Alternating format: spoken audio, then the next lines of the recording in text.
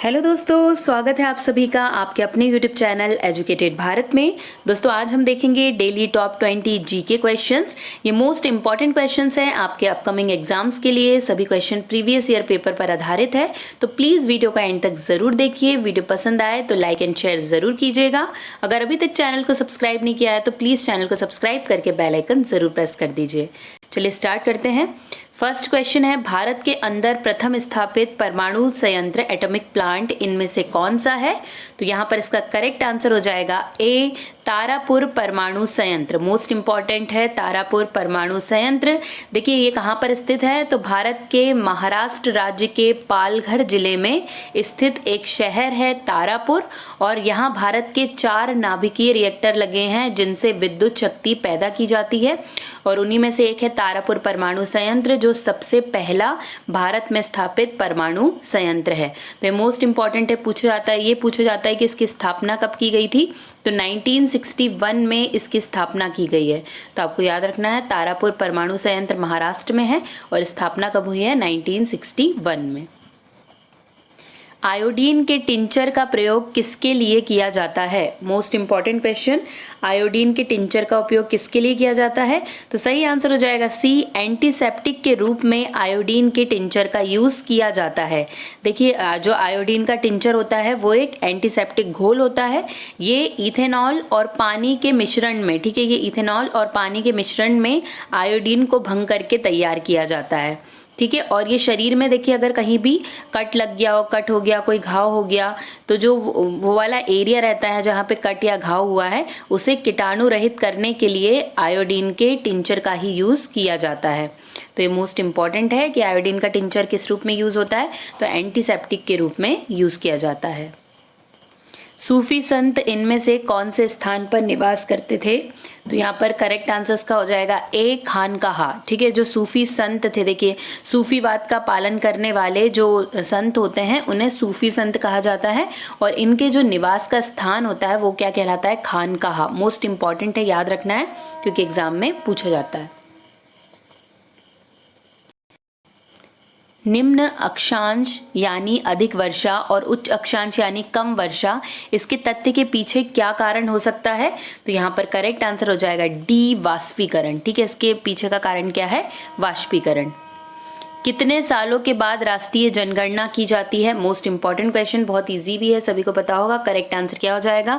प्रत्येक 10 वर्षों के बाद राष्ट्रीय जनगणना की जाती है, ठीक है। सबसे पहले ये 1872 में एक बार हुई थी, लेकिन कंटिन्यू अगर आपसे पूछा जाए तो 1881 से ये कंटिन्यू की जा रही है, और प्रत्येक 10 वर्ष में राष्ट्रीय जनगणना की जाती है। इनमें से धान की खेती के लिए सबसे अच्छी मिट्टी कौन सी होती है? मोस्ट इंपॉर्टेंट है ये भी। सही आंसर इसका क्या हो जाएगा? तो करेक्ट आंसर यहाँ पर सी, दोमट मिट्टी, ठीक है। धान की खेती के लिए सबसे अच्छी मिट्टी जो मानी जाती है वो मिट्टी है दोमट मिट्टी। ये क्वेश्चन भी बहुत जगह रिपीट हुआ है, आपको इसे याद रखना है। इनमें से कौन से देश में तमिल एक प्रमुख भाषा है?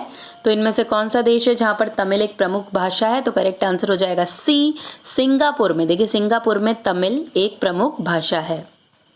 किसी जीव जाति की आबादी में उत्परिवर्तित जीन के फैलने की संभावना तब होती है जब, तो करेक्ट आंसर यहाँ पर हो जाएगा डी, इसका प्राकृतिक चयन हो जाता है, ठीक है, तब संभावना होती है उत्परिवर्तित जीन के फैलने की। इनमें से आगरा शहर को किसने बसाया था? तो करेक्ट आंसर हो जाएगा ए, सिकंदर लोदी, ठीक है। जो लोदी वंश का शासक था सिकंदर लोदी, उसने 1504 में आगरा शहर की स्थापना की थी। मोस्ट इंपॉर्टेंट है, ईयर भी पूछ लिया जाता है, इसलिए आपको ये याद रखना है। इनमें से कौन से गुप्त शासक लिच्छवी वंश की राजकुमारी से विवाह कर लिया था?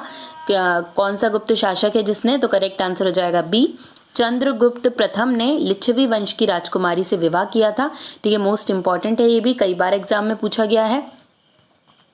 राष्ट्रीय प्रतीक के नीचे वाले भाग में स्थित शब्द सत्यमेव जयते किस संदर्भ के लिए दिया गया है? तो यहाँ किस संदर्भ से लिया गया है? तो यहाँ पर करेक्ट आंसर हो जाएगा सी, मुंडको उपनिषद से लिया गया है। जो सत्यमेव जयते है जो लिखा रहता है राष्ट्रीय प्रतीक के नीचे, ये मुंडको उपनिषद से लिया गया है। बहुत पूछा जाने वाला क्वेश्चन है। इनमें से अशोक के शिलालेखों की लिपि कौन सी है? तो करेक्ट आंसर यहाँ पर हो जाएगा बी, ब्राह्मी लिपि, ठीक है। ब्राह्मी लिपि में अशोक के शिलालेख लिखे गए हैं। इनमें से कौन सी नदी गंगा की सहायक नदी नहीं है? तो करेक्ट आंसर यहाँ पर हो जाएगा ए, सुवर्ण रेखा। जो स्वर्ण रेखा नदी है ये गंगा नदी की सहायक नदी नहीं है। देखिए स्वर्ण रेखा कहाँ कहाँ बहती है, तो भारत के झारखंड, वेस्ट बंगाल और उड़ीसा राज्य में बहने वाली एक नदी है और ये गंगा नदी की सहायक नदी नहीं है। इनमें से कौन से बाघ संरक्षण स्थल से हाल ही में बाघों का गुप्त रूप से अदृश्य होने की खबर प्राप्त हुई है? तो यहाँ पे करेक्ट आंसर हो जाएगा सी, सरिस्का। ठीक है, किससे हुई है? तो सरिस्का से हुई है। विश्व का सर्वोच्च पर्वत शिखर एवरेस्ट नेपाल में कौन से नाम से प्रसिद्ध है? ये बहुत पूछा जाता है कि एवरेस्ट नेपाल में कौन से नाम से प्रसिद्ध है। विश्व का सबसे सर्वोच्च जो पर्वत शिखर है, ऐसा क्वेश्चन होना चाहिए ये कि कौन से, ये जो एवरेस्ट है ये कौन सी पर्वतमाला पर स्थित है? तो यहाँ पर इसका करेक्ट आंसर हो जाएगा त्रिकुट। इसका करेक्ट आंसर हो जाएगा त्रिकुट। ठीक है, नेपाल में किस नाम से जाना जाता है? तो त्रिकुट के नाम से। गायत्री मंत्र इनमें से कौन सी पुस्तक से लिया गया है? तो यहाँ पर करेक्ट आंसर है ए, ऋग्वेद से। ठीक है, जो सबसे प्राचीन वेद है ऋग्वेद, उससे गायत्री मंत्र लिया गया है। इनमें से किसका जन्म दिवस डॉक्टर दिवस के रूप में मनाते हैं? तो करेक्ट आंसर यहाँ पर हो जाएगा इसका ए, डॉक्टर विधान चंद्र राय का जन्मदिन डॉक्टर दिवस के रूप में मनाया जाता है। देखिए जो विधान चंद्र राय थे वो एक डॉक्टर तथा स्वतंत्रता सेनानी थे। इनका जन्म हुआ था 1 जुलाई 1882 को और इन्हीं के जन्म दिवस को डॉक्टर दिवस के रूप में मनाया जाता है। महाभाष्य किसने लिखा है? तो करेक्ट आंसर हो जाएगा डी, पतंजलि के द्वारा महाभाष्य लिखा गया है। देखिए जो पतंजलि हैं उन्होंने पाणिनि के अष्ट अध्यायी के कुछ चुने हुए सूत्रों पर भाष्य लिखा था, जिसे ही हम महाभाष्य के रूप में जानते हैं। ठीक है, तो पाणिनि का जो अष्ट अध्याय है, जो व्याकरण पर लिखा हुआ अष्ट अध्याय है, उन्हीं के कुछ सूत्रों पर भाष्य लिखा था पतंजलि ने, जिसे हम महाभाष्य के रूप में जानते हैं।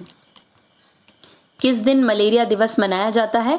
तो यहाँ पर करेक्ट आंसर हो जाएगा सी, 25 अप्रैल। ठीक है, किस दिन मलेरिया दिवस? तो 25 अप्रैल को मलेरिया दिवस मनाया जाता है। देखिए सबसे पहली बार कब मनाया गया? तो 25 अप्रैल 2008 को सबसे पहली बार मलेरिया दिवस मनाया गया था। देखिए यूनिसेफ द्वारा इस दिन को मनाने का उद्देश्य मलेरिया जैसे खतरनाक रोग पर जनता का ध्यान केंद्रित करना है, इसीलिए मनाया जाता है क्या? मलेरिया दिवस। लास्ट क्वेश्चन है, अनवरे सुहेली ग्रंथ इनमें से किसका अनुवाद है? तो करेक्ट आंसर यहाँ पर हो जाएगा ए, पंचतंत्र का। ठीक है, अनवरे सुहेली पंचतंत्र का फारसी अनुवाद है। मोस्ट इंपॉर्टेंट है, कई सारे एग्जाम में पूछा गया है, इसलिए आपको इसे याद रखना है। यहीं पर दोस्तों हमारे 20 क्वेश्चन कंप्लीट हो गए हैं। वीडियो पसंद आया होगा तो लाइक एंड शेयर जरूर कीजिएगा। अगर अभी तक चैनल को सब्सक्राइब नहीं किया है तो प्लीज़ चैनल को सब्सक्राइब करके बेल आइकन जरूर प्रेस कर दीजिए। आज के लिए बस इतना ही। अब आपसे मुलाकात होगी एक नए वीडियो के साथ। तब तक के लिए पढ़ते रहिए, आगे बढ़ते रहिए। जय हिंद, जय भारत।